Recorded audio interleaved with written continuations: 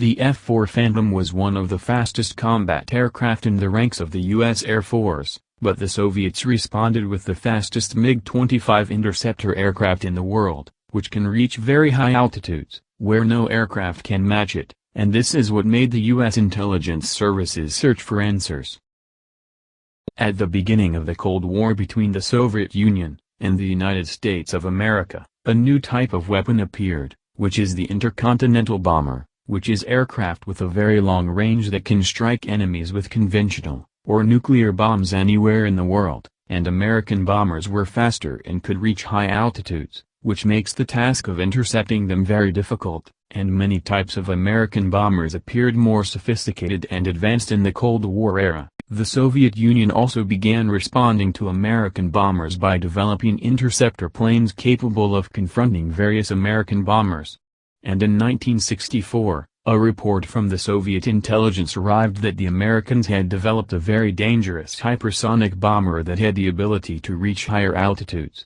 The XP-70 is considered the latest in the U.S. Air Force, as they developed it in a few years to ensure the superiority of the U.S. Air Force over the Soviets. The XP-70 was considered a major threat to the Soviet Union, which was the largest country in terms of an area of 22 million square kilometers, a vast area that the Soviets must protect all from any American attacks, as American forces could enter from North or East Asia, or from Western Europe. Therefore the Soviets had to develop an interceptor aircraft that exceeded the capacity of American fighters.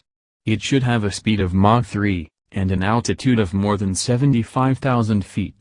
Its development would be fast and inexpensive, and the result was the emergence of the MiG-25 interceptor, 3 times the supersonic, and this plane was the answer the Soviets were looking for. To ensure superiority over the XP-70, Mikoyan's office installed unusual engines for the MiG-25. Because of the thermal stress conditions that occur if the aircraft exceeds Mach 2 speed, the MiG-25 could not be made from ordinary building materials, such as aluminum alloys. The American company Lockheed Martin had used titanium in the manufacture of its Blackbird SR-71, but the company found a lot of problems in dealing with these materials. The steel parts of the aircraft are made by a mixture of welds such as spot welding, automatic welding and manual arc welding. There was a fear at first that the seams would crack and would not withstand the jolts caused by the landing of the aircraft. But it turned out that this was not true and did not happen, and any cracks that occurred were repaired and welded on site easily and did not need repairs more than that. The aluminum-titanium alloy was used in small quantities in the manufacture of the MiG-25. She set records in 1965, 1966, and 1967. The MiG-25 was able to achieve a maximum speed of Mach 3.2 and a maximum altitude of 27,000 meters, 90,000 feet.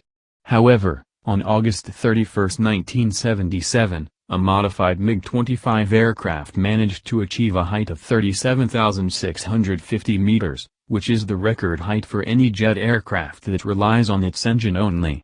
It has a Smerchi radar. It can detect targets from a distance of more than 200 kilometers, it has a strong jamming system, and it has long-range R-40 air-to-air missiles.